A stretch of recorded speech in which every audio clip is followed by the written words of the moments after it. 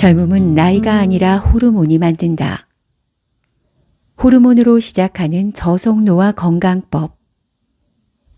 건강하게 천천히 나이 들고 싶다면 지금 당장 호르몬을 점검하라. 요즘 왜 이렇게 피곤하지? 갑자기 팍 늙은 것 같은데 왜 이럴까? 이젠 굶고 운동을 해도 살이 빠지질 않네. 우리는 이러한 몸의 신호를 일상적으로 느끼며 살고 있다. 유난히 컨디션이 안 좋고 이유 없이 짜증이 나는 날이 있는가 하면 어쩐지 기분도 좋고 몸도 가뿐한 날이 있다. 예전에는 굶으면 몸무게가 확 줄었는데 이제는 뭔 짓을 해도 살이 빠지질 않는다. 또 나이가 비슷해도 어떤 사람은 더 젊고 활기차 보이는가 하면 어떤 사람은 항상 피곤하고 나이 들어 보이기도 하다. 이 모든 차이는 어디에서 오는 걸까? 비밀은 바로 호르몬에 있다. 호르몬을 한마디로 무엇이라 표현하면 좋을까? 호르몬은 우리 몸에서 분비하는 화학 물질이다. 땀이나 타액, 소화액, 점액처럼 체내 도관을 통해 나오는 것을 외분비라고 하는데 호르몬은 도관을 통과하지 않고 각 기관에서 직접 합성해서 분비하기 때문에 내분비라고 한다. 일단 분비가 되면 혈관을 타고 목적지까지 정확하게 이동한다. 그곳에서 몸에 딱 맞는 수용체와 결합하여 필요한 기능을 발휘하게 된다.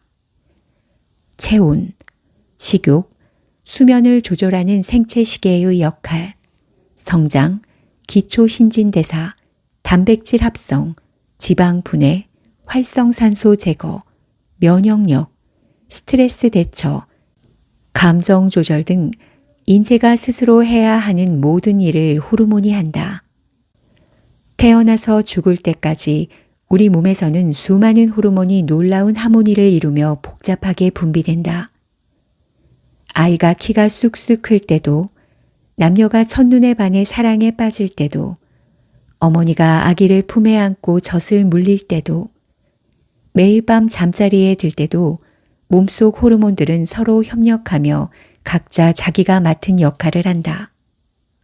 젊었을 때는 이러한 여러 호르몬이 왕성하게 분비되고 서로 조화를 이룬다. 문제는 중년부터다.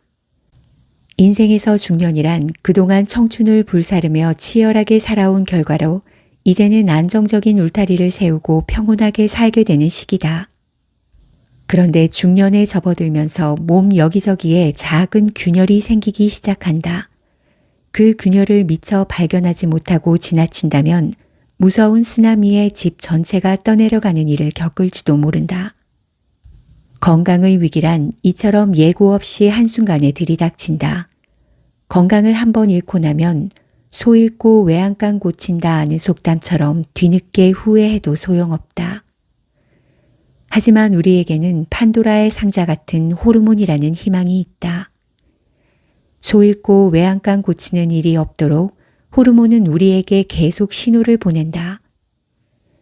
이유 없이 피곤하거나 기분이 우울한 것, 갑자기 살이 찌고 빠지는 것 모두 호르몬 변화 때문일 가능성이 높다. 치료가 어려운 만성 질환이나 성인병도 호르몬에서 치유의 해답을 찾을 수 있는 경우가 많다. 하지만 이 모든 게 호르몬과 연관이 있다는 걸 대부분의 사람들은 모른다. 나이는 숫자에 불과하다는 말은 마치 호르몬을 설명하기 위해 생긴 말 같다. 20대 못지않게 젊고 활기찬 50대가 있는가 하면 실제 나이는 30대지만 신체 나이는 50대인 사람도 있다. 그 메커니즘을 알려주는 창이 바로 호르몬이다. 그래서 나는 실제 나이와 상관없이 호르몬의 나이를 젊게 유지하는 것이야말로 진정한 건강과 젊음을 지키는 열쇠라고 말하고 싶다. 몸의 실세이자 궁극의 지배자인 호르몬을 제대로 안다면 나이가 들어도 생기와 활력, 건강을 유지할 수 있다. 10손가락 깨물어 안 아픈 손가락이 있을까? 몸속 호르몬도 어느 하나 중요하지 않은 것이 없다. 하지만 그 중에서도 중년 이후의 건강과 활력에 가장 중요한 호르몬은 인슐린, 성장 호르몬, 멜라토닌, 옥시토신이다. 인슐린은 혈관을 건강하게 해줘서 몸속 대사 노화를 막아주고 성장 호르몬은 얼굴과 신체의 노화를 억제한다. 멜라토닌은 면역력을 키워주고 옥시토신은 정신의 노화를 막아준다. 그래서 나는 평생의 건강과 젊음을 지키고 싶다면 이 4가지 호르몬을 꽉 잡아야 한다고 자주 이야기한다. 내가 만난 환자 중 본인의 증상과 질병이 호르몬 불균형 때문인 것조차 모르고 있다가 호르몬 저속노화 프로그램을 통해 증상이 좋아진 후 깜짝 놀라곤 한다. 누군가는 호르몬 때문인지도 모르고 죽을 뻔했다고 안도의 한숨을 내쉬기도 한다. 그만큼 호르몬은 우리의 몸 전체를 지배하고 있다. 혈관 청소부 인슐린. 인슐린과 관련된 모든 내분비 질환은 평생 관리해야 하는 질환이며 늘 자신의 상태를 점검해야 하는 생활 습관병이다. 평소에 인슐린을 어떻게 관리하냐에 따라 저속 노화가 되느냐, 가속 노화가 되느냐가 결정된다. 누구나 몸속 호르몬을 스스로 돌보는 의사가 될 수 있다. 잘못 관리하면 난치성 질환을 포함한 각종 합병증, 나아가 우울증과 같은 마음의 병까지 불러일으켜 본래 나이보다 더 나이 들고 병든 삶을 살지만 적극적으로 관리한다면 천천히 나이 들고 젊음을 유지하며 건강한 삶을 살 수 있다. 이게 바로 인슐린 호르몬의 힘이다. 인슐린을 어떻게 관리해야 할까? 혈당 문제를 일으키는 인슐린 저항성의 가장 큰 원인은 운동 부족, 고칼로리 음식 섭취, 비만, 흡연 등 생활 습관에 있다. 때문에 자신의 몸에 맞는 치료제를 처방받고 유지하는 것뿐만 아니라 식습관 관리와 운동법을 지키는 것이 중요하다. 체지방은 심지어 마른 사람들에게도 문제가 된다. 몸이 날씬하건 뚱뚱하건 체지방량이 많다는 건 혈당이 높다는 것이다. 체지방을 줄이기 위해서는 일단 식사량 자체를 일정하게 유지하고 하루 3끼 식사 시간도 일정한 간격으로 지키는 것이 중요하다. 폭식을 하거나 끼니를 거르는 등 식사량과 간격이 갑자기 늘었다 줄였다 하면 인슐린 분비를 규칙적으로 조절하기 어렵다. 요즘 유행처럼 번지고 있는 거꾸로 식사법도 실천해 볼 만하다. 거꾸로 식사법은 채소를 먼저 먹고 그 다음에 단백질, 마지막으로 탄수화물을 섭취하는 것을 원칙으로 한다. 식사 중 무엇을 먼저 먹느냐에 따라 대사적 효과가 달라질 수 있다. 혈관이 건강해야 인슐린 호르몬도 문제없이 활동하여 젊고 건강한 몸을 유지할 수 있다. 면역 지킴이 멜라토닌.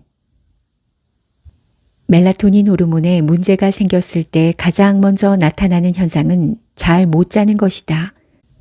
밤이 되어도 잠에 들라는 메시지를 받지 못해 몸이 숙면을 하지 못하니 만병이 시작된다.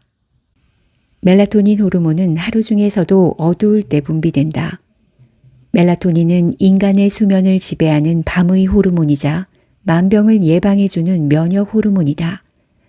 개운하게 잘 자려면 멜라토닌이 제대로 분비되어야 하고 그러려면 불을 끄고 깜깜한 환경을 만들어주는 게 중요하다.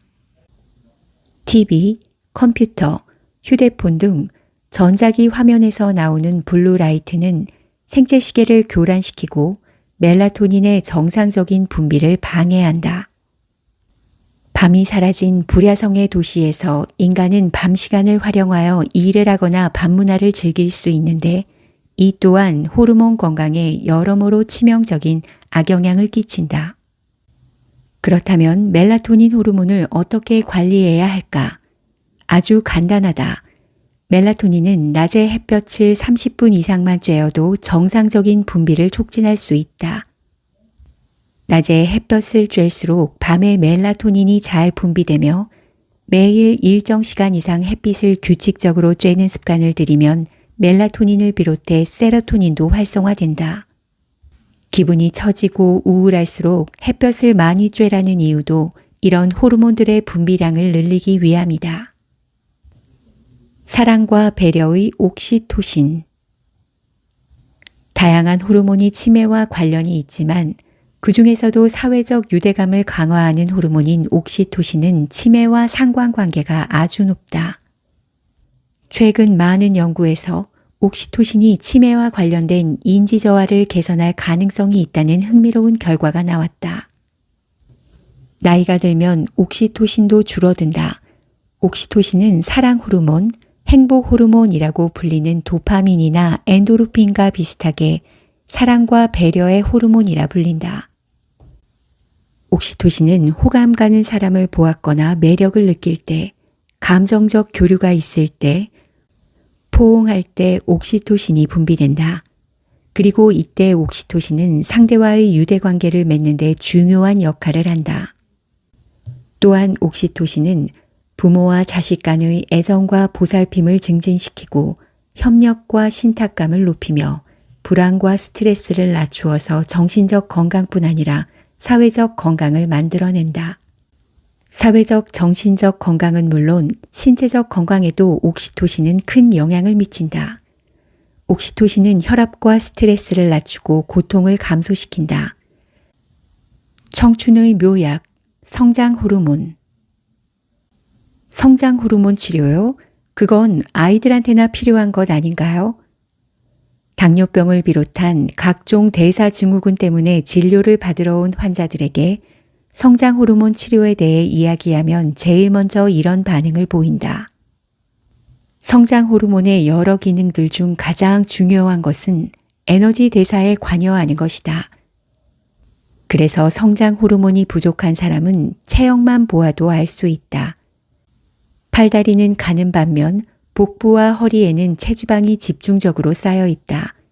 근육량은 줄어드는 대신 체지방량은 늘어난다.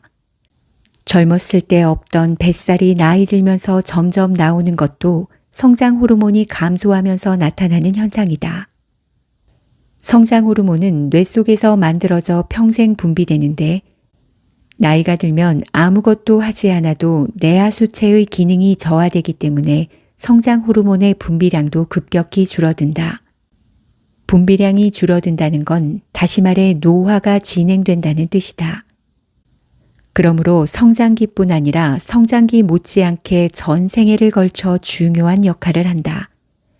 성장 호르몬은 근육량을 늘리고 단백질을 합성하며 면역력을 높이는 등 젊음과 건강을 유지하는 데 중요한 역할을 한다. 특히 중년층과 노년층의 대사증후군 치료 및 노화 방지에도 많이 활용되고 있다. 성장 호르몬이 잘 나오게 하려면 어떻게 해야 할까? 방법은 아주 간단하다.